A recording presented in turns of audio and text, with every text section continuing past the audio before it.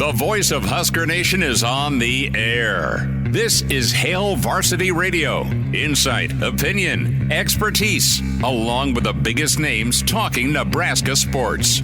Join in with the show at 402-489-1240 or 1-800-825-5865. Now, here are your hosts, Chris Schmidt and Elijah Herbel. Welcome to it. It's a road show Thursday. We're here at the Single Barrel to get your football weekend kicked off here on Hail Varsity Radio. 489-1240, 489-1240 to get in. We'll get to a lot of your comments, questions, concerns as it is whiskey time. The other kind of whiskey, the one you like. 200 choices right here at the Single Barrel. Chops, steaks, burgers, and an incredible bar. We invite you down 4 to 6 here at the Single Barrel, 9th and P, inside the Graduate. We're back here on Saturday from noon to 2, getting you ready for Nebraska and Wisconsin. Can email the show, Chris at hailvarsity.com.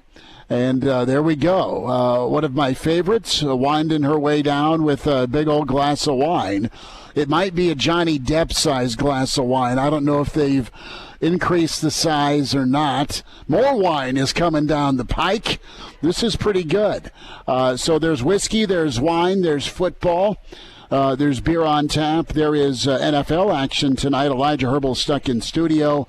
I apologize for trank darting you and then running out, Elijah. But good to see you. How's the nosebleed, my man? Not good. Oh, well, it's good now. You were going to get hammered in the stream. You know that with the nosebleed insinuation. See, I know. I'm well aware. So that just now I was going and checking some equipment. That was not a nosebleed rush. If it was a nosebleed rush, you would see me gushing all over the place. Right, It looked like about an hour ago, it looked like a damn murder scene in the bathroom in here. I'm like blood all over the floor, blood on the walls. I'm thinking like it was bad. Little hockey action. I mean, it'd be a bad no hockey good action. Like I'm telling you, murder scene's not an exaggeration. It was everywhere. I got it cleaned up. And here's the insinuation in the stream chat, as expected. I got it cleaned up. It's the dry air. Elijah goes to L.A. for a week, and all of a sudden he's got nosebleeds. This has been. Next thing you know, he's going to slick his hair back and wear a tie like he's on Wall Street or something. Yeah, Brennan says a couple tampons. Black Hills Brennan, thank you for that. But, there's a table full of wine. We need you to match that table full of whiskey here, 4 to 6. I will say, though, Hail Varsity Road Show here at the Single Barrel. In defense of myself and my nosebleeds, plenty of gingers in the family. My dad's a ginger, my brother's a ginger. It's kind of everywhere. They are prone to nosebleeds. I unfortunately got that gene and not the red hair gene, so I get the nosebleeds of redheads, especially when the air gets dry this time of year. I love redheads. Some of my dear friends are redheads, but you won. You won the gene pool there. Tall, dark, and handsome's the win over the red hair. Now, if you're a redhead and you want to come debate me on it, come on down. But Jay says, how much for dry air these days? We have some early in the runnings for stream post of the day. We may have to get into that. We do our starting 5 shout-outs, but we need to maybe migrate over to post of the day. So plenty of questions to ask about Saturday with Nebraska. We'll get into it. Brandon Vogel going to join us from Counter Read, counterread.com. In hour 2, Gary Barnett checks in. As does Damon Benning, Danny Burke, Burke's Best Bets. Some thoughts on Nebraska-Wisconsin. That line down to 2.5. NFL Thursday night, NFL weekend. But Matt Rhule spoke today, his final presser before the weekend. Will zero in on a couple of comments. And really, there's 2 things that are on Nebraska fans' mind. First and foremost is the trifecta. Do you get the win to become bowl eligible? Do you end this wretched streak against Wisconsin? And finally, can you figure out a way to win a close ball game? You can accomplish all 3, and 2 of the 3 ain't bad. if you don't make it a close game, if you're Nebraska, big ask based on how well Wisconsin's defense played just a week ago. But Nebraska has, opportunity staring them right in the face. And this is absolutely, a bad sequel to last year's movie. Does it turn out the right way for Nebraska? Tomorrow on the road, we are at Ameristar Council Bluffs Casino ahead of Nebraska-Creighton basketball here at the Single Barrel today. Just some questions here about Nebraska. Can you get the better of the two quarterback plays? Do you go youth movement if you're Nebraska? It is senior day, but do you turn to those seniors? Will guys go make plays, right? Dana's not bleeping around. Are guys going to go perform because he's going to ask them to? Well, he's going to tell them to. He won't ask them to. And then also, do you have enough offense? Can you find enough offense if you're Nebraska? But two other burning questions today. Tommy Hill, he has been scratched for the rest of the season. We can dive into that. And then what's the word on Malachi Coleman? Talented player from Lincoln East. Is he in the portal or not? There's been no official confirmation. Just a lot of smoke. Matt Rhule was asked about that. Was asked about, what week 2 could look like for Dana. And also the Tommy Hill part. I want to start with Tommy Hill. All right, there's been so much praise heaped on Tommy Hill by the head man.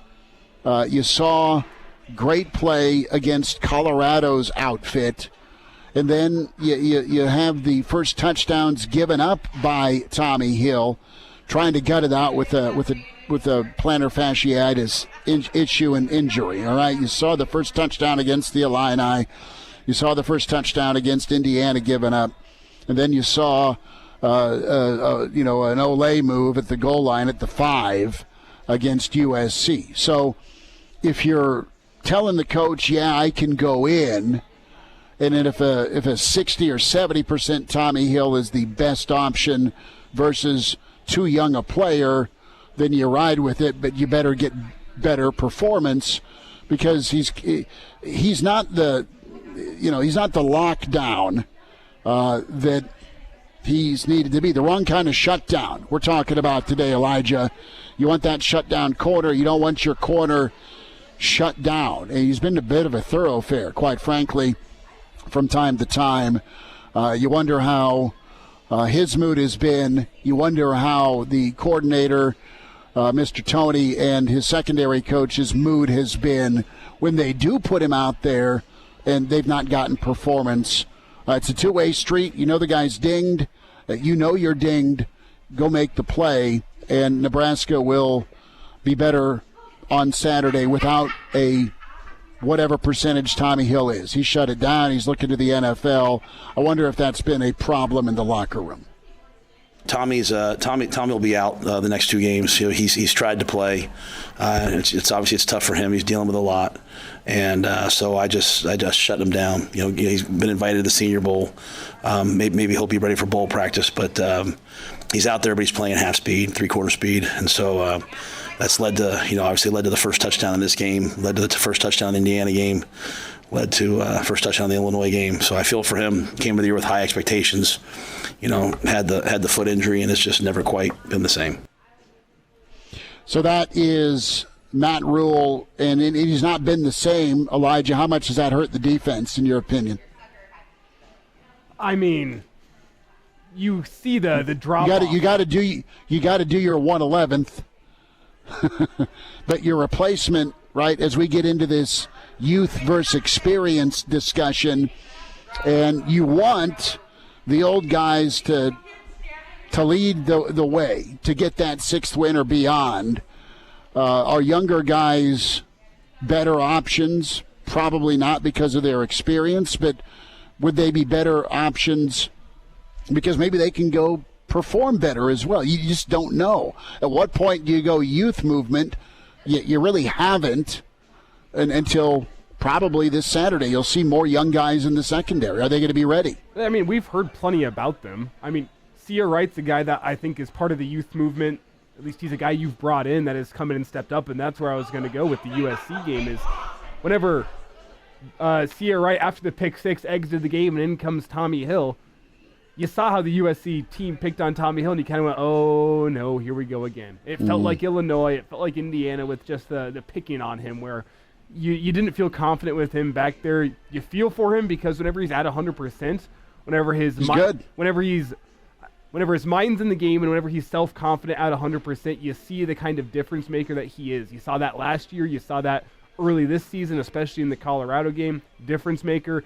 You haven't seen that since the Colorado game, really, the difference-making nature of Tommy Hill. So, yeah, I'm ready to see what kind of youth guys can step up. We heard plenty about Bly Hill through spring football and into fall camp. I mean, the injury wasn't great for Bly Hill, but they were encouraged whenever fall camp was wrapping up that he was getting back on the field. He can make a difference this year. You've barely seen him. Jeremiah Charles is another guy you've heard plenty about, and I know he got picked on in the UCLA game, but you want to see how he's able to respond and get back out there after some learning lessons in that football game. There's plenty of options in that back end. Ramir Stewart's another guy that got a pick earlier this season. I know it was in garbage time, if you will, but another guy you'd like to see the options, what he brings from an athleticism point of view on that back end. That's kind of the question I have with these final two games of the season is, at what point do you start seeing a youth movement? Some of the guys that have been bemoaned by Husker fans, you haven't quite liked their performance this year. At what point do you see some of the younger guys come in and step up and see what they bring? Is that, I guess the question is that packing it in for this season, or is that giving yourself a chance in the final two games of the season? You need to give yourself the best chance to win on Saturday. If that means more Charles and more Stewart and rearranging Hartzog and Buford, because you've played enough football, okay? Sierra Wright's a new addition. He's played really good football. Yeah. He's not had missed assignments. He's not been a liability tackling. He's not been a communication issue. You've had communication issues with Buford. You've had communication issues with Hill. You've had communication issues with Hartzog. With Gifford, too. And with Gifford. So have guys gone rogue and gone against what defense has been called? I mean, you heard Bullock talk earlier this week about two guys doing two different assignments. You're not on the same page. I don't know if it's a situation where there's too many checks and you screw up the check, right? And Coach McBride and Coach Darlington have talked about it for years, where the more checks you have, the more likelihood the game of telephone gets screwed up. Keep it simple with your check. So you can't have those breakdowns, right? I mean, you've got a wounded Wisconsin offense coming in. You've got a situation where they can't, A, get the run game going on you, and B, they can't be dual threat with their throw and their run game. They need to be snuffed out trying to run the football, and they need to be forced to throw. That helps your pass rush, because Nebraska's pass rush during this losing streak, aside from Ohio State, has not been what it needs to be to help out that secondary. Yeah, and you're going up against a team that does not allow many sacks in the year. And part of that is scheme with Wisconsin. They like getting the ball out quick, but they got a salty offensive line up front as well. So, I mean, if you're forecasting it early, if Nebraska can get pressure, it means great things for the defense, but I wouldn't expect Nebraska to be a havoc-type pressure game. It's going to come down a lot to your secondary this week, because I'm not of the opinion that just because Phil Longo's out the door, they're going to throw out all of his concepts. Similar to Nebraska that we're talking about, you can't completely overhaul the offense in the final 2 weeks of the season. It's going to be similar with Wisconsin. There's still going to be air raid concepts. There's still going to be those quick passing concepts that Wisconsin likes to run. Like, you can expect to see more of that. It's a different play caller, but you're going to still see that. I don't think the offensive line with their protection of Locke is going to fall off the face of the earth. Like, that's probably still going to be something you can bet that Wisconsin's going to do well. What is the secondary going to be able to do against a quick passing attack, which Nebraska's struggled against quick passing attacks this year whenever you're not able to get pressure? Arlo is in. Uncle Larry checks in the stream. Our starting five shout-outs. JB is my dad. Justin is here, as well as Justin Oldboot. Made it NASCAR. Eric says, what's up?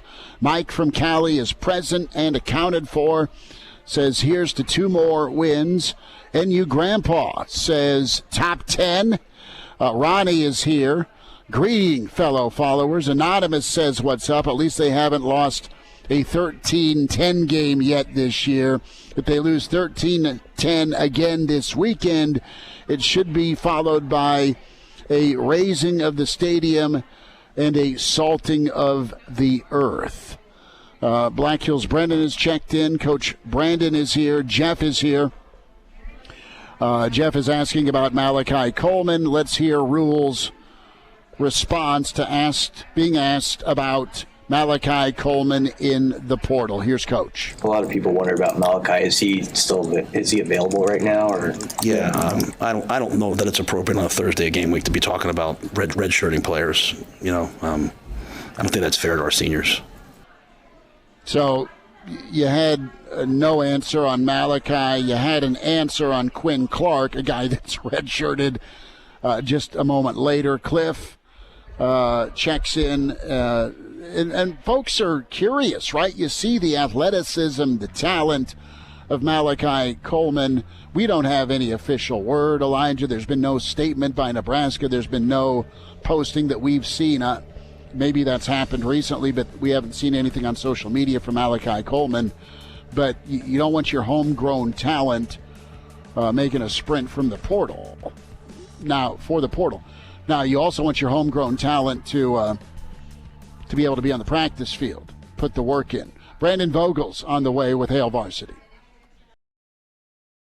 And now, back to Hail Varsity Radio. Back with you. It's a roadshow Thursday. It's Hail Varsity. We're here at the Single Barrel inside the Graduate 9th and P. Here till 6, you're invited out. Whiskey, wine, beer, chops, burgers, Guinness for Bill Dolman. Brandon Vogel is with us from Counter Read, counterread.com. Vogues, you and I have wandered to the bar many a times at the Single Barrel, and if I could do it one more time with you, I would wander and mosey on up to the bar like I'm John Wayne and order you a whiskey. Would you go with a rye? And would you go water and ice? Would you go neat? Would you need something else in it? How would Vogues order his whiskey one more time here at the Single Barrel? Yeah, if it was November 21st, I'm probably feeling more like a rye in that scenario, and just a couple of ice cubes for me. That's good. All right, I like it. I don't have as much hair on my chest as Vogue, so I gotta get a little water. Well, that's why you order, that's why you put the ice in there, because the ice melts. Well, right. Yes. Yeah, it's ice is just slow release water. Not to blow your mind here, but no. Vogues is calling me a wuss without calling me a wuss. The beauty of Elijah it Herbel's doing the same. The fresh pour before the ice has got to fully melt is you get the full flavor of the whiskey, and then as it sits there, as the ice melts, it becomes easier and easier to drink so you can finish it. Vogues, do you have those giant ice cubes in your freezer? I do have some, yeah. Break those out on special occasions, I guess. Could that Days be, that end in Y. I was going to say, special occasion, could that be Nebraska's bowl eligibility on Saturday? That's a good idea, Elijah. And I think it could be. I guess learning today that Nebraska's been dealing with some illness certainly doesn't help anything. But, I mean, it's shocking to me, aside from the records, how similar this game is to last year from a numbers perspective in terms of where both programs are at coming into the game. It's just kind of, you've got an extra year of pressure because almost nothing has changed for either program. I guess edge Nebraska for being at home, although I do think there are a couple legitimate edges for them in this game, but it's going to be a close one again, I think. And we'll see. Wisconsin came out on top in that one last time. Maybe Nebraska finally gets over the hump this time. Brandon Vogel's with us from Counter Read, counterread.com. You mentioned the illness. Tommy Hill's been shut down due to injury. We're thinking a lot of young pups in that secondary on Saturday. There's the smoke around Malachi Coleman. What position is Coach Rhule been in this year, in your opinion, with being a little hesitant to go youth movement? Some of those young guys may not have been ready to be thrust in, and they haven't been to a large degree. Guys that have been ready, the Prince Wills and Lenharts, let's just say that on the defensive line, the Vincent Shavers at linebacker, they have seen time, but you haven't necessarily seen it in the secondary, and the secondary's got punched a few times this season. It's an interesting dynamic, isn't it? These guys that are fifth and sixth year dudes that came back to try and, get the old breakthrough, but quite honestly needing just to put your best playmakers out there. And some of that may be young guys. It's been Barney this year, quite honestly, on offense. So it's been a juggling act this season on top of, let's go get a new coordinator 3 weeks ago. Yeah, it has. I mean, just kind of running through it in my mind, like at running back, we had 4 guys that you basically tried there. You had a true freshman to a prep school freshman who's on the roster, but I'm not surprised he hasn't, gotten the look yet. On offense, other than wide receiver, Nebraska was pretty well set, once you knew Dylan Raiola was a starter. And on defense, I think I look towards specifically the secondary. And, we saw a couple of glimpses of Jeremiah Charles, got picked on like you'd expect for a freshman who just switched to that side of the ball in the offseason. But if Tommy Hill was playing at 60 or 70%, that's where it gets a little bit surprising of, maybe his 60 or 70% is better than what you got behind him. But we heard a lot about Bly Hill in the off season. Haven't really seen much of him. That's the one spot where I kind of look at it and be like, well, there was your chance. If you were like, well, we just got to get some of these young guys playing. It's probably in the secondary because, as the season has gone on, that group hasn't been very good, which is surprising given the veteran talent they have at those positions. It's Brandon Vogel with us here, Hail Varsity Radio. And Brandon, a name that I brought up in the first segment that we heard a lot about in spring ball and as he made his way back in fall was Bly Hill. Are you surprised we haven't seen Bly Hill on the field as much as we maybe expected preseason? Because that was a hot name. The thought was kind of Hill & Hill Law Firm could lock down the corner spots for you. Yeah, I am surprised, particularly with the Tommy news today. So, maybe because I remember thinking at the end of, it was kind of the popular sentiment at the end of spring football that he was maybe your, front runner at one of those spots. Got injured in the spring game, so that, knocked that back a bit. But he's been available for the vast majority of the season. So it just kind of makes you wonder, was that a lack of options, his kind of rise in the spring? That one's kind of tough to figure at this point. The thing I wonder about is if that's a difference in priority from what Evan Cooper wants on the football field and what John Butler wants on the football field. I think that's a good place to go with that, and I think we're seeing that. I mentioned earlier, I think it's pretty safe to say the secondary has struggled, particularly of late. I kind of look back to that, change Nebraska had to make in the secondary. I think Butler's a good coach, but, you don't want to have to make a change that late. And I wonder if we're seeing the effects of that a little bit now. Brandon Vogel's with us. A change that was needed was Data Holgerson, and we'll hear it here in a little bit from Matt Rhule. But what did you take away from Rhule's commentary today on, players kind of blaming Sat, and now Dana ain't gonna put up with it? How much was tolerated this year on offense with what was being asked versus what was being done? Yeah, good comments this week from both Holgerson and Rhule, I think, lead you to believe that there was at least some tolerance going on, and certainly more than there is now. And, Holgerson, everybody got to see it in his press conference this week. Pretty no BS, shoots you straight kind of guy.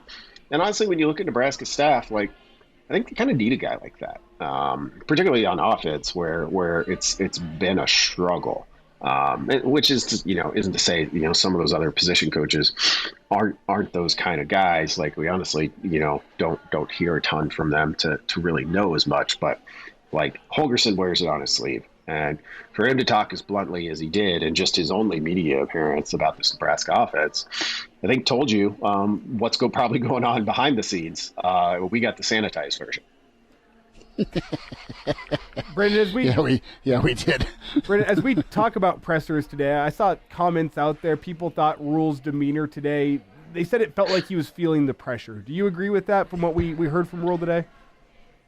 I mean, it definitely, I would say I've noticed it probably like the last 3 or 4 weeks. I would have to, really think about where I was like the first time. But I've kind of felt like the past couple of Thursdays have felt that way. Monday is usually pretty energetic, and Rhule's like, I'm here, let's answer all the questions. And it might just be a thing of like fatigue of, this late in the season, the weeks start to feel a little bit longer. But I would say the past couple of Thursdays have felt a little downbeat to me. So I don't know that this one stood out uniquely as more than that, because I've kind of been feeling that way for a while. And, it would certainly make sense. Like, you wouldn't want to be in a spot where what's happening, and I think where this program finds itself at a kind of a crossroads here. It doesn't bother me, I guess, if a coach is actually feeling that. You don't want to see it show up on Saturdays, but on Thursdays, like, I'm okay if a coach kind of wears it on his sleeve a little bit.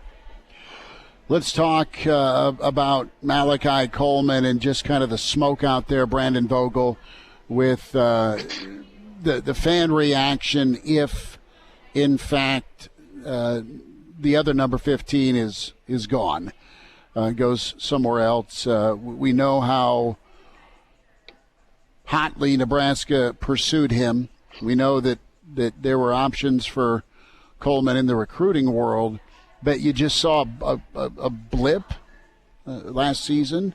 You had a guy redshirt, and then you haven't seen him in any of the 4 games. And to me, there's 2 reasons why a guy doesn't get on the field. He's either not performing, or he's not practicing, or he's not able to practice, okay, because he's dinged up. And I know he was dinged up during the spring. So if that smoke is real,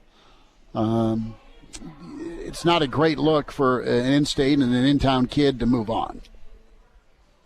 Yeah, it always stings from that perspective. Whether it probably stings a little more if it happens in the transfer portal than if you just don't get the guy out of high school. And I have no inside information really on what is going to happen there. But I'll say this. When they announced that he was going to redshirt this year, like, there was an argument to be made there of like, okay, Nebraska looks pretty deep at receiver. We think we can do this, and it's better for the guy's overall career. Mm-hmm. But that was one where I just kind of put in the category of like, let's see where we're at in November. Because I think anytime that happens, like for me, I'm just going to be like, if being away from playing in the games – for a guy who had 200 some yards receiving, like a decent enough freshman debut to show some promise, I think you're always kind of at risk for transfer in today's game, regardless of kind of who the player is. So if Malachi does end up moving on from Nebraska, it wouldn't come as a total shock to me, I guess. Brandon Vogel with us, counterread.com. Vogues, we need 2 minutes on the other side of overtime, if that's okay with you. Yep. All right, I'm going to go get some ice cubes in my whiskey here at the Single Barrel, 4 to 6 here, 9th and P with Hail Varsity. And now, back to Hail Varsity Radio. Back with your road show Thursday. It's Hail Varsity here at the Single Barrel inside the Graduate, 9th and P. And Single Barrel will be back here noon to 2 in front of Nebraska and Wisconsin. It's Whiskey Week. Chris Schmidt, Elijah Herbel, Brandon Vogel with us from counterread.com. And pretty big situation Vogues, before we get into a little volleyball, I wanted to get your take here on the part of emotion and how that plays into Saturday. Is that a good thing that can really kind of get you sky high and take you off, or do you got to worry about managing them, especially if you start off in a rocky fashion against Wisconsin? Yeah, well, rocky fashion would be fairly common for Nebraska of late. So that is a fate best avoided, if at all possible. In this game in particular, where both teams are kind of coming in at the same sort of low tide, I think that the fact that it's senior day, the fact that you've got a big group of guys playing their last home game, emotion could be a little bit more of an asset to Nebraska, and it's something I would expect Wisconsin to have at home the next week when its guys get to go through that. So being at home, I think, is kind of the advantage, because a senior day game is always going to be kind of a big one. And, when we talked about how he kind of looked and sounded today, but when Rhule said on Monday, this is one of the most important weeks I've had in my coaching career. Like, I thought that was a good sign. Who knows if it'll show up on Saturday, but I liked that mindset. So if that's what they're hearing from the top down, and you get a committed group of seniors that comes out and says, has that little extra push of, yeah, we're going to stop this. We've witnessed this too many times in our long careers in some cases. I think it can be a net positive for Nebraska. Brandon Vogel with us here. And Vogues, as we shift gears, talk some Husker volleyball. We were talking yesterday with Babcock. I was talking about the confidence you just feel with this Husker volleyball team right now. Is that misplaced? Because you go back to last year, Nebraska gets the emotional home victory over Wisconsin in 5 sets. They drop it on the road at the end of the regular season.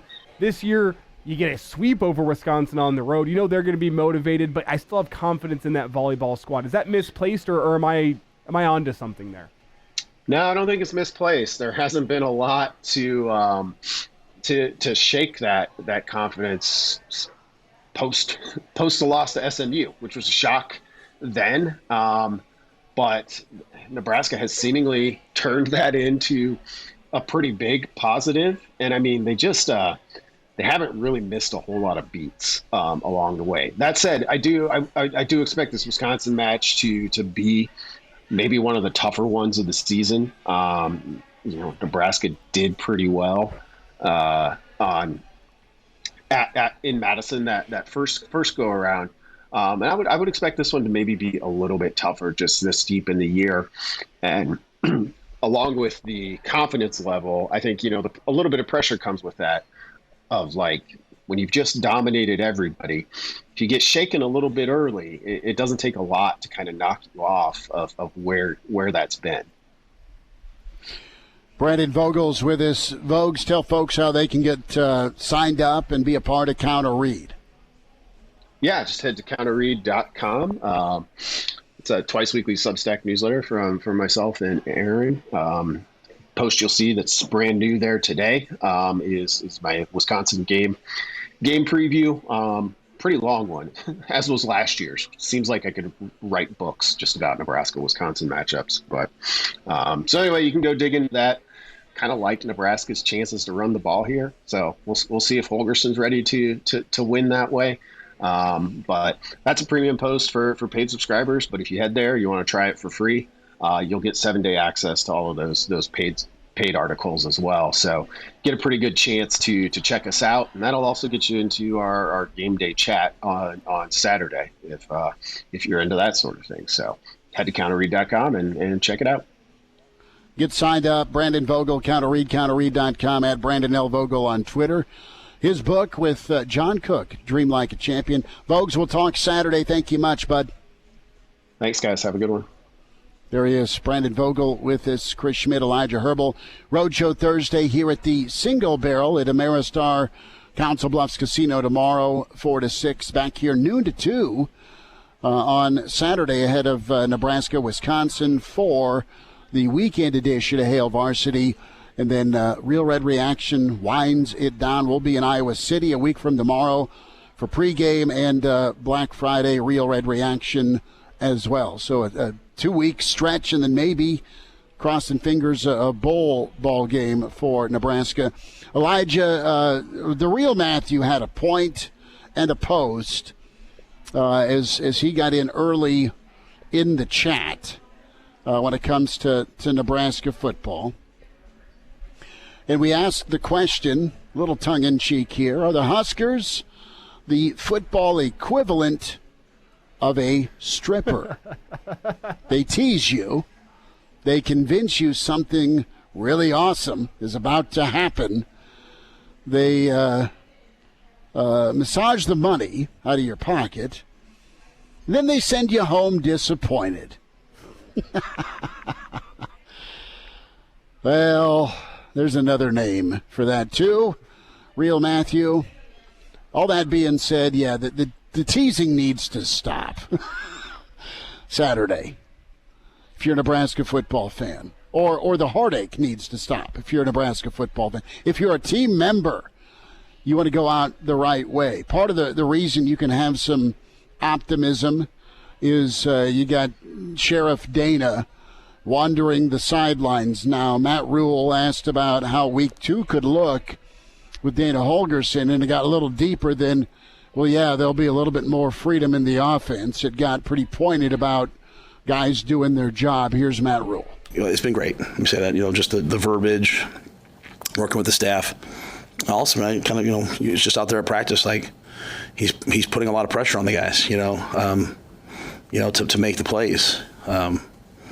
He's a guy that's never not scored. I don't know what the lowest yards per. When I looked at it, it was like 34 points per game one season, right? Like he scores a lot of points. And what's happened this year is it's again, he was very direct in his press conference. I'm not quite as direct because I'm the head coach, but he was very direct, and he's been very direct with them.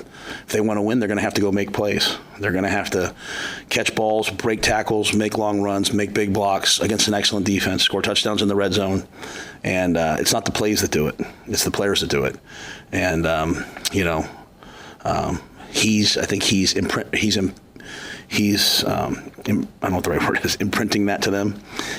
For all year it was like, Sat was saying it to him, but, all the noise was, well, it's Sat's fault. So the players can sometimes be like, well, I mean, gosh, if Sat did a better job. Well, now Dana comes in and he's saying the same exact thing. Hey, go make that play. Like, we're not kicking field goals. We're not kicking field goals on third down in the red zone. Like, go make the play on third down. So I think that's good. That's the way we want to empower our players. We want our players to believe that players win games. And so I think Dana's juice and energy and intensity, and the fact that the guys, they have nowhere to turn, except to turn to themselves. Like, I want us to go win the game, and I want our players to walk off proud knowing that they won the game. Coach Rhule didn't win the game. Dana didn't win the game. Tony didn't win the game. I want the players to go win the game. And so I think he's helped get that message across. Hail Varsity Radio is live. Now, back to Schmitty. Schmitty's a great guy, but he don't have a brain. And Elijah. You want me to speak? We're not pointing you yet. On Hail Varsity Radio. Back with you at Hail Varsity here at the Single Barrel, 9th and P inside the Graduate. Thursday football kickoff to get your weekend going here. Plenty to order up. Burgers, chops. Pork chops are amazing here. The steaks, incredible, undefeated. Listen, it's too cold to grill. Let me just tell you that. At least today it is. Get down here to the Single Barrel and get fed. Get yourself a whiskey, 200 whiskeys to choose from. Plenty of wine. They have the Johnny Depp portion size. Some of our friends are down here having mass quantities of it. There's some beer if you're a beer drinker. And Elijah's got the wheels turning with, man, what am I thirsty for? Reminder get buckled up. Hold on a second. Use your seatbelt, Elijah. It saves lives. It prevents injuries only if properly worn. Make it click. A message from the NDOT Highway Safety Office. Well, the wheels are turning because you said there's plenty of wine down there, and I heard plenty of wine in your voice when you said it's too cold to grill. Look at you. Nosebleed man coming off the top rope. Coming off the top rope. Dana is coming off the top rope with 2 chairs one in each hand, do your job. And you just wonder about, and you've brought this up, we've talked about it, the respect level. You know, when Rhule, that comment we heard that took us into break about, well, guys hear the noise and, you know, Sant's getting called out, and no, it's your job as a player, but you got to command that respect as the offensive coordinator or the position group coach. And you just wonder what that respect level is, right? You give a kid an inch, will they take a mile? Hell, yes, they will. You've got to be the adult. You've got to be the parent, not the friend. And you need more of that Dana personality in your staff. And if you're Matt Rhule, he's like, look, I'm going to be the same guy here I'm going to be the same guy in the good and the bad times. But you got to be able to turn the pressure or the temperature up to get out of your team what you need to get out of them. And if you can't do it, or as a program leader, your role's to recruit, your role's to oversee, your role's to organize, so be it. But you can sure go have you need your Paulie Walnuts and your Silvio Dantes of the world if you're Tony Soprano to go get things handled. You're in a better position now, but you're 2 years in now. So you got to make sure things happen the right way. And, yeah, Rhule looks like there's about 7,000 pounds on each shoulder. But he knows that. He knows that. It doesn't make it any easier. Well, because... But just go figure out a way to get it done. From an optics point of view, postseason, the difference between 5-7 and 7-5 is massive. Oh, big time. From the fans, from the recruits, even from the national media. Or even 6-6 or 7-6 or 6-7. Yep. You've got to be brutally awful to not make a bowl, period. Yeah. And to peak, to end your season, to peak against Colorado week 2, and then for them to take off and for you to take a right turn into the ditch is something he's really never experienced at the college level. This year's been trying between injury, probably between personality, and quite frankly with some of the initial hires right now being green. Hour 2 on the way. Gary Barnett coming up. The voice of Husker Nation is on the air. This is Hail Varsity Radio. Insight, opinion, expertise, along with the biggest names talking Nebraska sports. Join in with the show at 402-489-1240 or 1-800-825-5865. Now, here are your hosts, Chris Schmidt and Elijah Herbel. Back into it. It's hour 2. It's Hail Varsity. On the road today, we're here at the Single Barrel inside the Graduate. 9th and P, a steak, a whiskey, and how about some football? We welcome in Hall of Fame coach Gary Barnett to get us going in hour 2. And Coach, it's that time of year. It's November. It's deep into November, and it's winning time. How are you? Oh, I'm doing fine. I love these games in November. You just don't know what's going to happen, and everybody has trained themselves to play their best games in November. So I think you get your best games in November too. So, but you get down there for a lot of teams. There's a lot riding on it. Big time moments, right? We'll get to some of the playoffs and this weekend's schedule in a little bit. 2 teams right now that are staring each other in the mirror, Coach, Nebraska and Wisconsin. Of course, the Dana Holgorsen move we talked about last week. Nebraska headed to USC, and shockingly enough, it was another 1-score loss for the Big Red. Wisconsin has ditched the dairy raid, and they are going to go with something else as Coach Fickle made a move, and there's been just some angst up there in Madtown.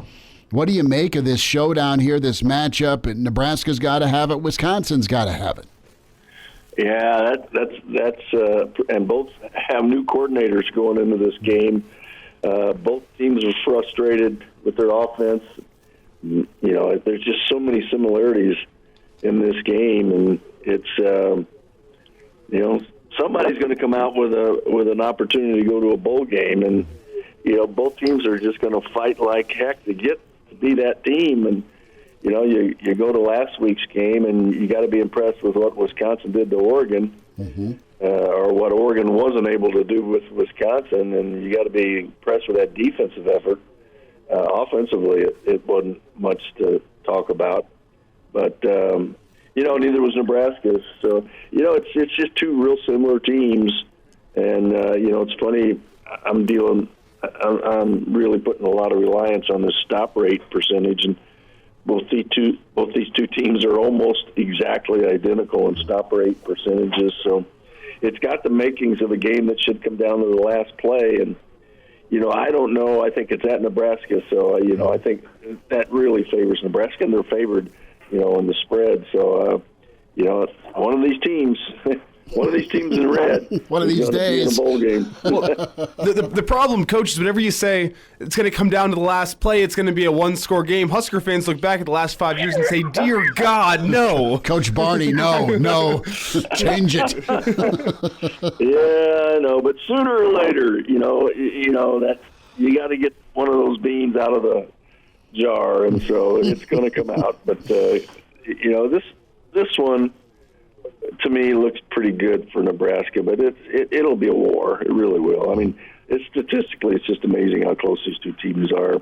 They're both about the same offensively. There's 1 point difference in points that they've scored. They average 1 point difference in points against them. It's just almost a dead heat. So, you know what this means? Comes down to turnovers. So, and Coach, when you talk about getting over the hump in one-score games, like, how do you think Matt Rhule could use the emotions of senior day to get the most out of his team, as opposed to letting him, you know, get too emotional? Because it's a big senior class. A lot of them came back for another year in order to make a bowl game. You're one away. How do you use those senior day emotions to go out there and get the best out of the guys?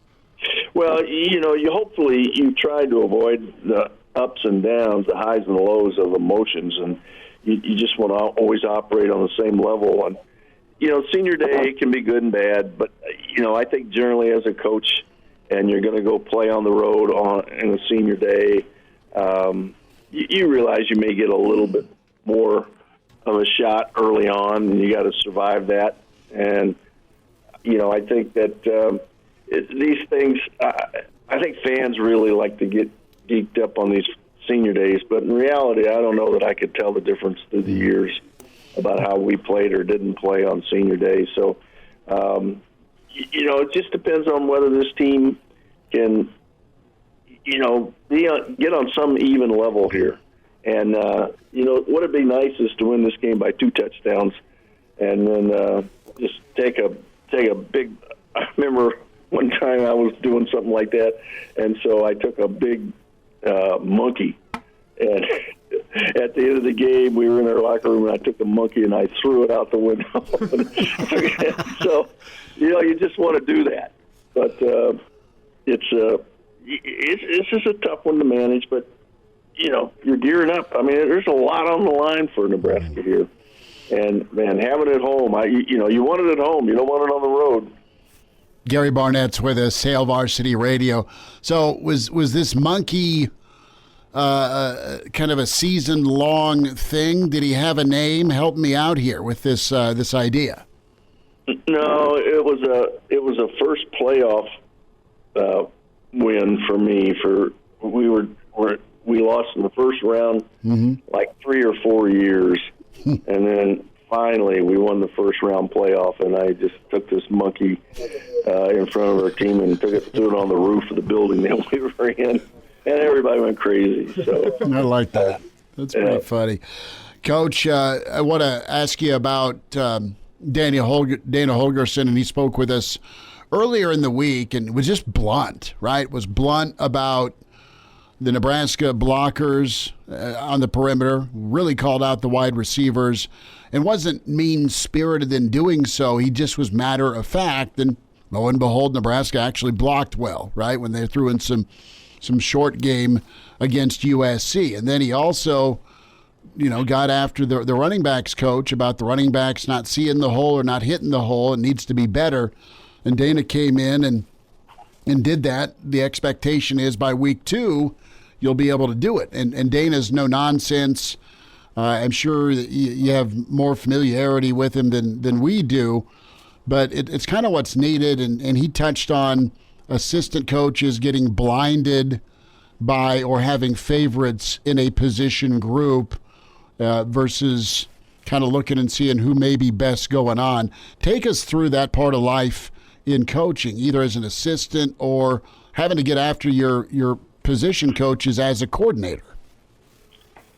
Well, I think, first of all, when you make a move like Matt did and bring in Dana for a week to observe, and then you've hired him as an analyst, he's an analyst. And it's not a shrink.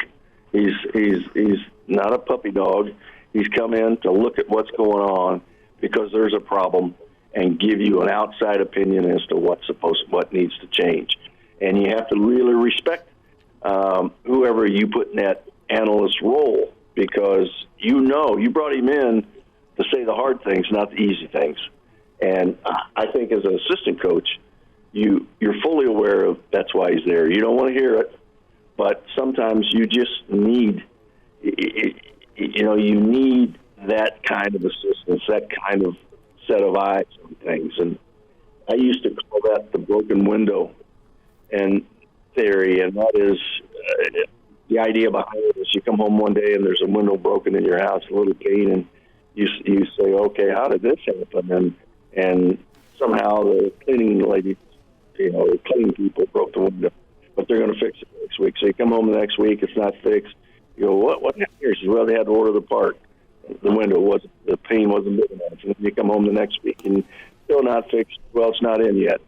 Well, you know what? 4 weeks later, you don't pay any attention to it, and you don't even care. And 2 years later, the window's still broken, and you haven't done anything about it. So that happens in all businesses, and it happens in football tremendously. So my guess is failure to block on the perimeter was a broken window. It just happened so much they never did get it fixed, and finally they decided they couldn't fix it or didn't care enough about it to fix it. And, not finding holes. It's the same sort of thing. And so it takes somebody to come in and say, hey, you got a broken window here? Oh, yeah. So that's what's happening. And everybody knows that's why he was brought in, and you just have to deal with it. If he's pointing out something that you probably knew, but you failed to get to. You just didn't get to it. And now you're going to get to it because he brought it out in the open in front of everybody. And you better be able to deal with that as an assistant coach in college, let me tell you. This is not a daycare service. And, every week they tell you how you did. And so you better live in that world and be able to handle it. Coach, before we take a look around the world of college football this weekend, I want to get a quick thought here with those fixes. Feels like Dana can come in and fix some of the micro within Nebraska's offense, but the macro is still unchanged. That it's Nebraska's offense that's a little bit limited.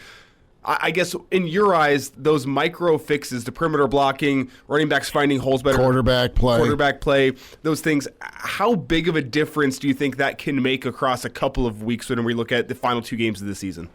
Well, it's still complimentary football, guys. You can't give up 444 yards against USC. You can't. I mean, there's 2 sides of the ball here, guys. There's 3 with special teams. So you just got to do your part. Your part may not win the game because the other side didn't do their part. But I'll tell you what, once one side of the ball is getting called out, the other side of the ball better get ready because that's going to happen too. So it's complementary. It's one side won't win you the game. It's got to be all 3 combination. It doesn't have to be great on the other 2 sides, but it's got to be at least equal to the effort that your particular side of the ball put out. Coach, going to get into some rapid fire. Army at Notre Dame. Irish minus 14.5. What do you think? Well, this is one of those Christmas opening President's Day. I hope Army wins. I hope I'm getting a win in my present here. I love for Army to win and get in the playoffs, and everybody have to defend that team in one week. But I don't think they will. Notre Dame's, both of these 2 teams have tremendous stop rates. They were number 1 and number 2 in the country in defensive stops. So that shows you how important that stat is. I think Notre Dame wins the game. It's at Notre Dame, and it's hard for Notre Dame to not win this game. So I got to say Notre Dame wins. Coach Gary Barnett with us, and Coach, I saw this stat yesterday. I want to get your reaction to it. Kentucky's on the road taking on Texas. They're 20.5-point underdogs. That's not really why I'm asking. Apparently, this is the furthest west Kentucky has ever played a football game. What's your reaction to that? Well, it's funny. Now, I guess Texas is further west than Missouri, but we played them when I was in college. But yeah, that's sort of staying in your area, in your lane, and new definition of staying in your lane. Yeah, that's pretty amazing to me in this day and age that you can get mired into one part of the country and never see the rest of the world. So I'm glad for the Kentucky players who are going to see another part of the world. That's hilarious. It won't look a lot different, by the way. Well, how about BYU? Are they in trouble here? Arizona State's playing great football. Sun Devils -3. Yeah, I think they are in trouble. I think playing in Arizona State, I mean, there's momentum, and this is the first time I've ever seen this town fired up like this, and so not that the town's going to play them, but yeah, I think they are. They're not. They've shown the last 2 weeks they're not a finished top 5 team, and Arizona State with Scatterboo healthy and Levitt playing the way he is, momentum, the fans. I think Arizona State wins this game. It's a scary thing for us, at Colorado, but we would just soon have BYU win. But I think Arizona State wins the game. What about Lawrence? You guys head down to KU. I mean, that I wish I could go to it. Quite honestly, it's gonna be a better football game than Nebraska-Wisconsin.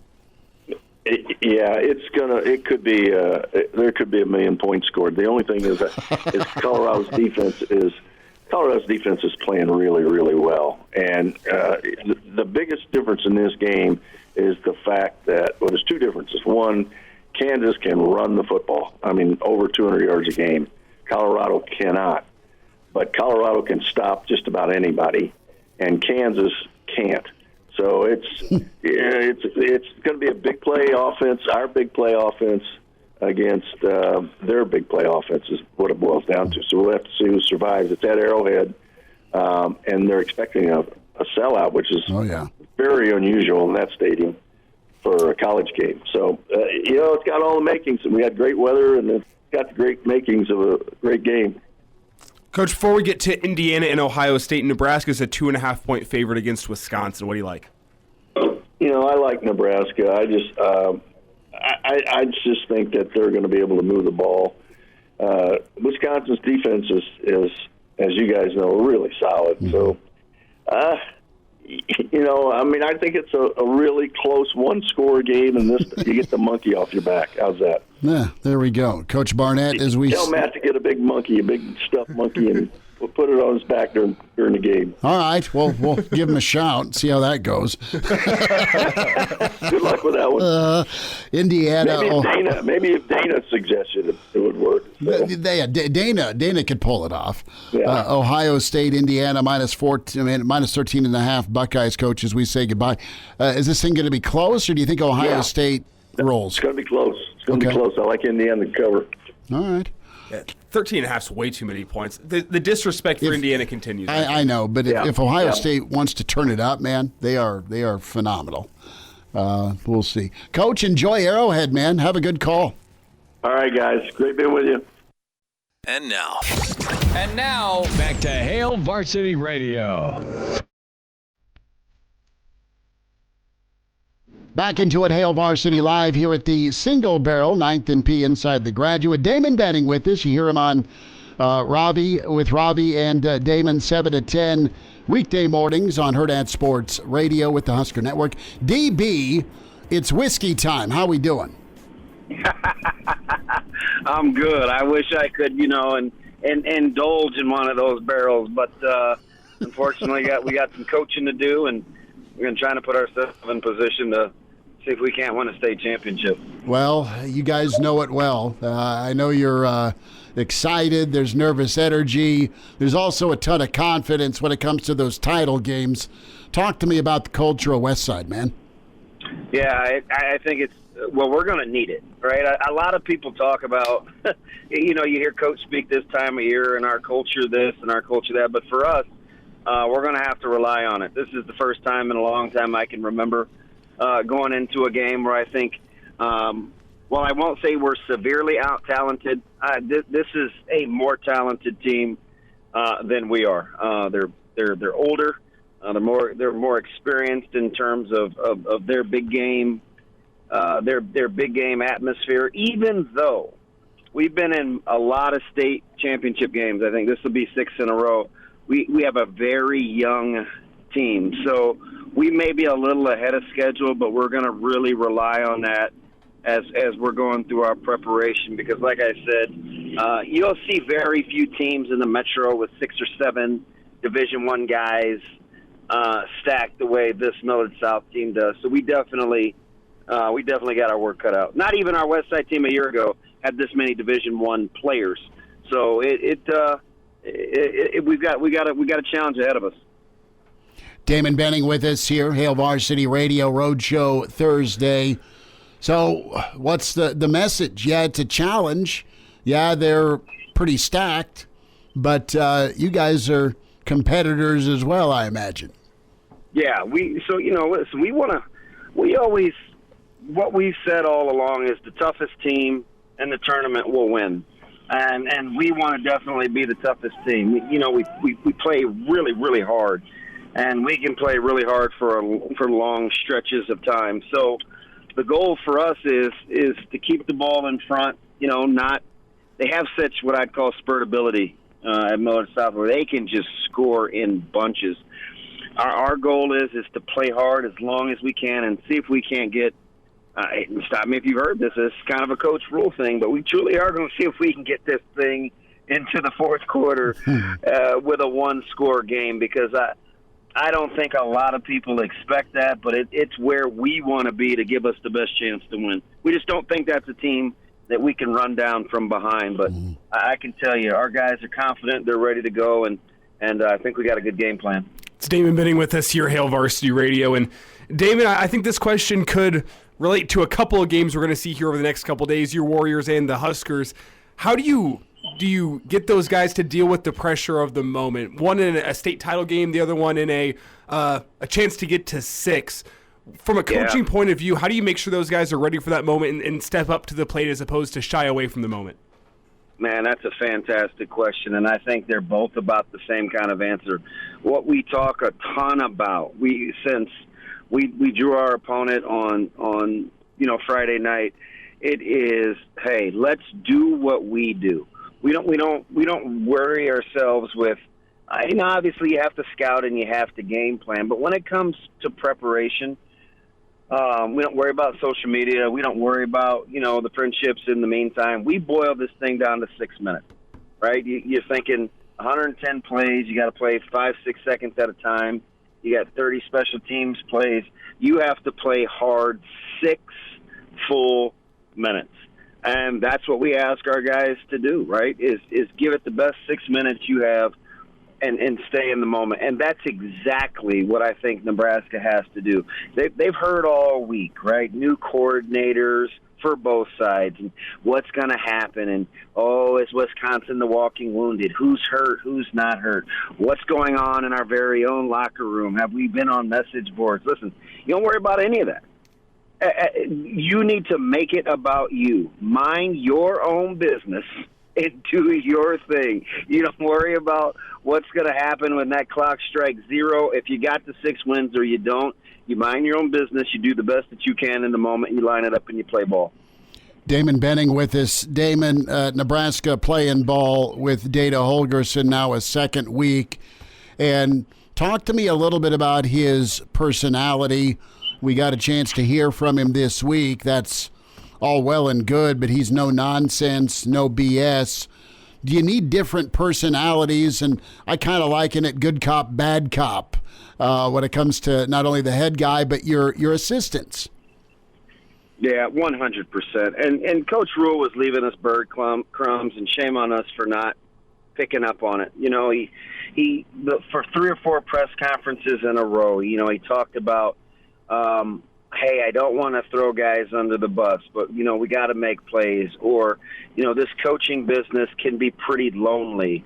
Or, hey, I would like some sounding boards, some coaching peers. I talked to Coach Snow, and I brought in Coach Holgorsen. And shame on me for not realizing, you know, I think we've completely undersold, Schmitty, the loss of Evan Cooper, a confidant, somebody that was very strong.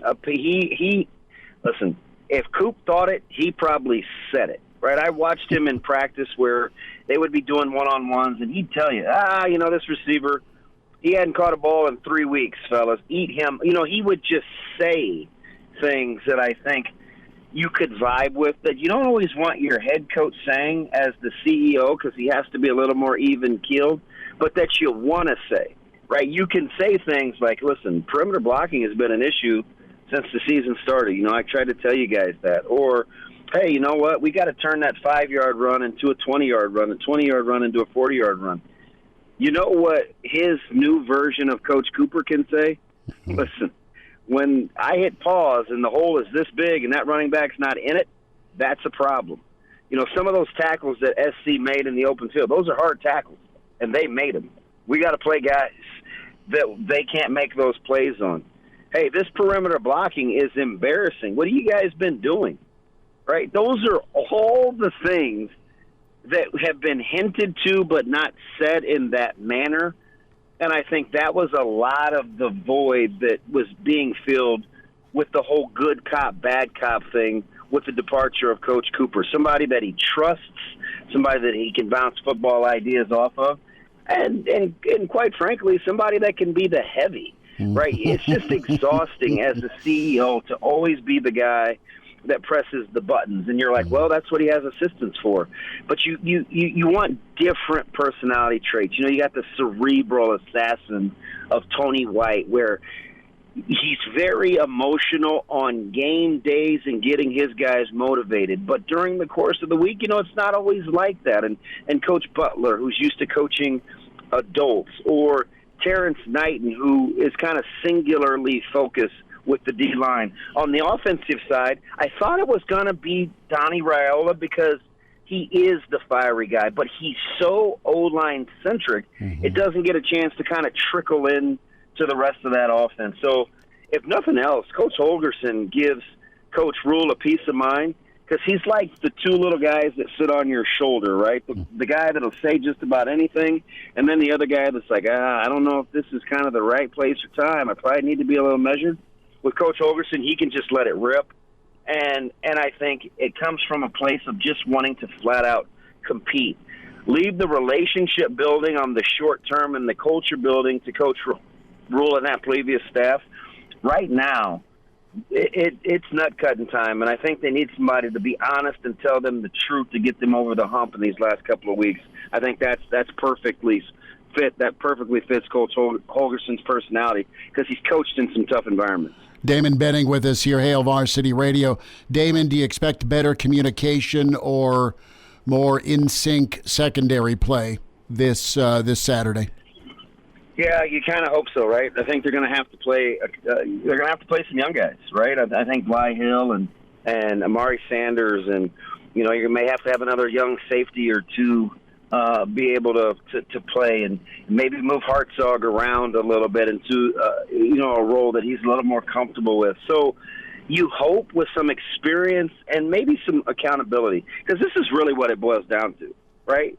Well, what can I do differently to change the outcome to the desired one that I wanted? Start there. When you can answer that question, it enables you to go out into practice and to be able to maximize and stay in the moment, so it lends itself to being productive come game time. But to answer your question in a nutshell, you hope there's better communication, because you had to leave that game in Los Angeles and think, man, as talented as SC is, a lot of that was self-inflicted. It's Damon Benning with us here. And Damon, as we get you out and you look at this Wisconsin team, you kind of talked about the question marks earlier. talk about the injury situation, what's going on at OC. A big question I have is, what's their care level at this point in the season whenever, I don't want to say the wheels have fallen off, but it hasn't been the season they expected in year 2 under Fickell. What's your biggest question mark that you have with this Wisconsin team going in? What do you think we're going to get answered on Saturday? Yeah, it'll be their singular focus, right? I mean, they're under duress. Even the great Coach Alvarez has got some questions that he said out loud to that media. There's kind of this thing hanging over their head. And usually what Wisconsin has been able to fall back on is their culture, right? Who are we and what do we do? When it gets to be crunch time, like, in the early 2000s when they went through that stretch where they were 9-13 over a 3-year stretch in the Big Ten, right? Like, who are we? I'm not sure they know that right now, but what Nebraska can allow them to do is think about the fact that they've reeled off 12 in a row and rest in that. They have to make it uncomfortable early. This is an offensive line that doesn't give up a ton of sacks. So if you're Nebraska, you're thinking, all right, we better stop the run, right? I know Locke has thrown 9 interceptions and 9 touchdowns. He's thrown 1 interception every game. But getting to the quarterback has been hard. So let's stop the run and make it uncomfortable. They have given up yards on the ground. Let's see if we can't run the ball at them. We think they're pretty good in the secondary. Let's test it after we see if we can get them on their heels. There's a lot of questions, and I think, unfortunately, I'm not a start fast guy, but I think a lot of them will be answered early as this first quarter kind of starts, where we'll see where both teams are emotionally. Damon Benning with us. Damon, best to you guys as you gear up again, and appreciate you as always. Thanks for the time today. Yeah, anytime, man. As always, have a great rest of the show. Good stuff from Damon Benning, Hail Varsity Radio Roadshow. As we're here at the Single Barrel, Chris Schmidt, Elijah Herbel, Danny Burke with us. Burke's Best Bets. We'll dive into some NFL college football thoughts as we're here till 6 at the Single Barrel. And now, back to Hail Varsity Radio.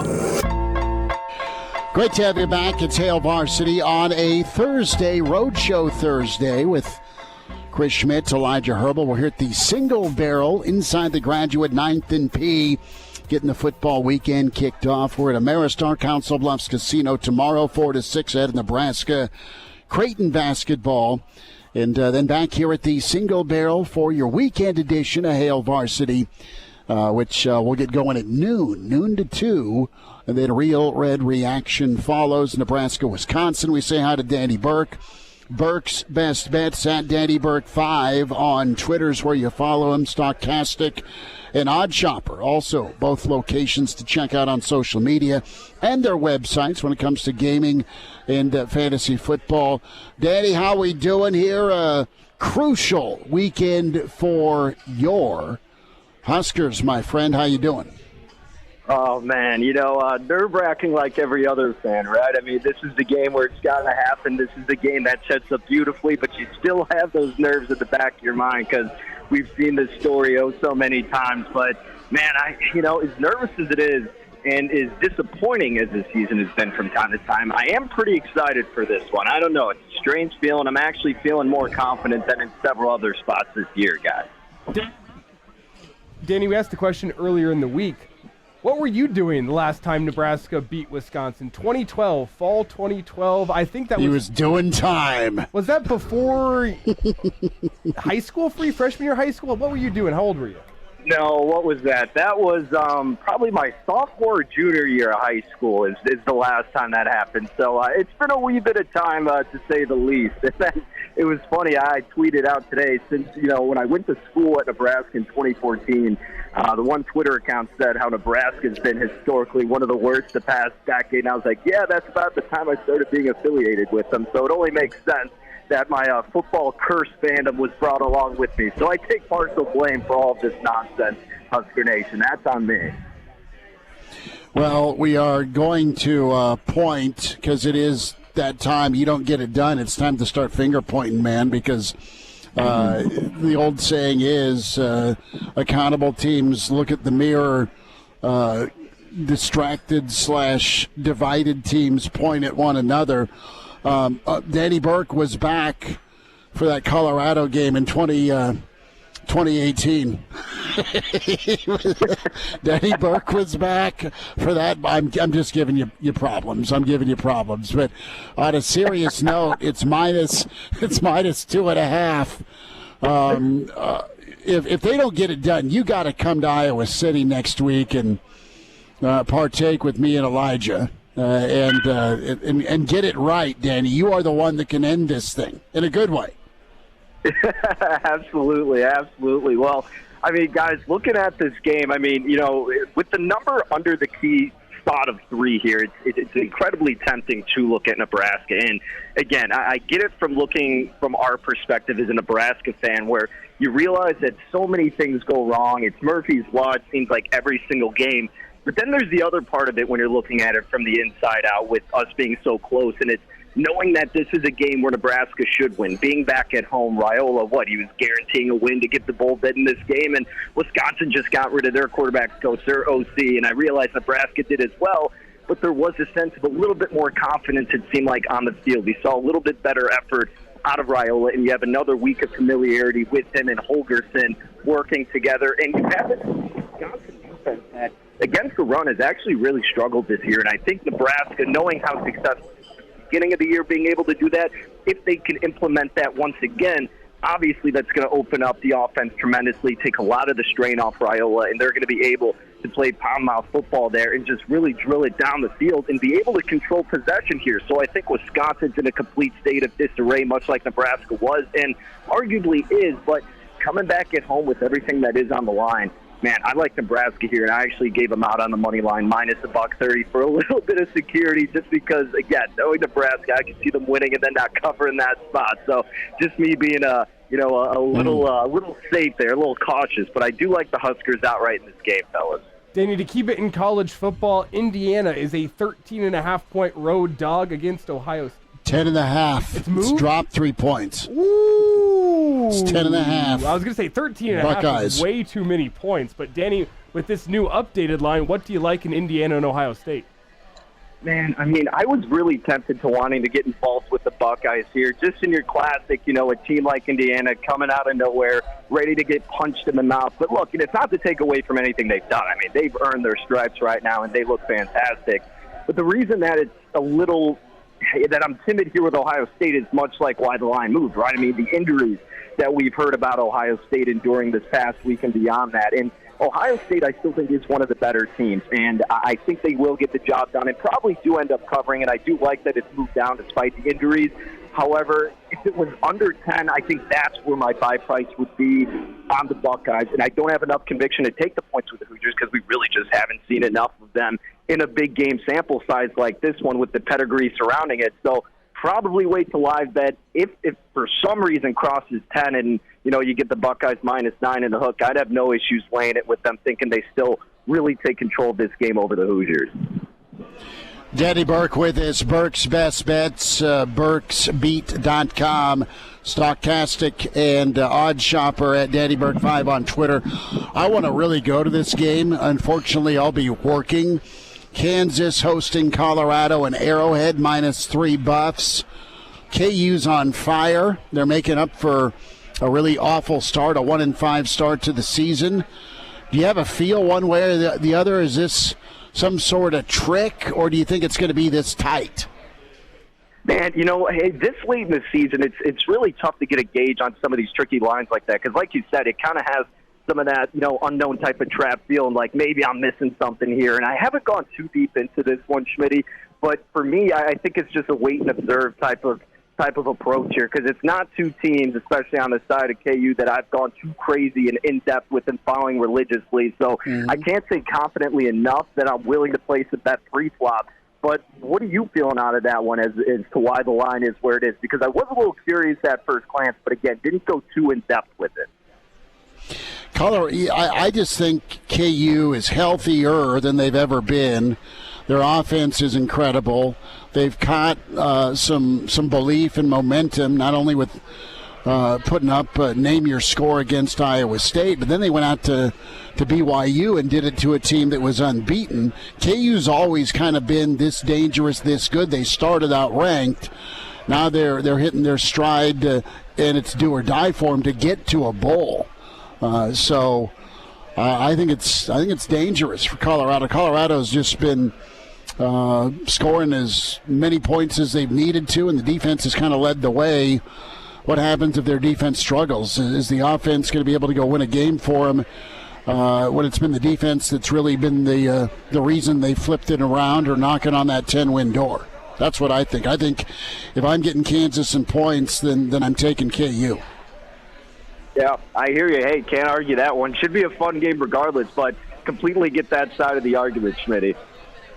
Danny, can we keep you on the other end for 2 minutes? We got to talk about the game everyone's talking about in college football this weekend. That would be Georgia and UMass. Just kidding. We do need to get some thoughts on the NFL, though. My Broncos, potentially they take on the Raiders. Bo Nix, can he win Rookie of the Year? Can we keep you for 30 seconds, or maybe a little more than that, but 30 seconds on their side? Yep, you got it, fellas. Over under, Danny Burke, the number of shots of fireball Oklahoma fans take so they don't have to remember what happens against Alabama. We'll get Danny Burke's answer next. We're here at the Single Barrel with Hail Varsity. And now, back to Hail Varsity Radio. Back with you, Hail Varsity, winding down a Thursday road show here at the Single Barrel inside the Graduate. Chris Schmidt, Elijah Herbel. We love our Thursday kickoff all football season long here at the Single Barrel home game weeks. Ameristar tomorrow, back here at the Single Barrel, noon to 2. Danny Burke with us, Burke's Best Bet, burksbeat.com. Danny, what you feeling, bud, for the NFL this weekend? Yeah, well, we could start tonight really quick. Thursday Night Football, obviously not going to be the most high-flying game here. Not a lot of points projected in an AFC North matchup. Bad weather, going to be windy, so look for the running game to be emphasized. But in the passing aspect, I did take one play here, because when you see these windier type of games, when they do try to pass, and you see the tight ends a little bit more emphasized. And I had a good look here with Pat Freiermuth earlier in the day at about 15.5 receiving yards I took him. I'm not sure if that's still available. I assume most books at about 18.5 or 20.5. If you're getting 18 in a hook, still think that's a good look with Freiermuth. The Browns giving up about, I believe, 45 receiving yards per game to tight ends, and those shorter passes are going to be emphasized here with Wilson and Freiermuth, who's getting about 2 to 3 receptions per game. So that's the one play I like tonight.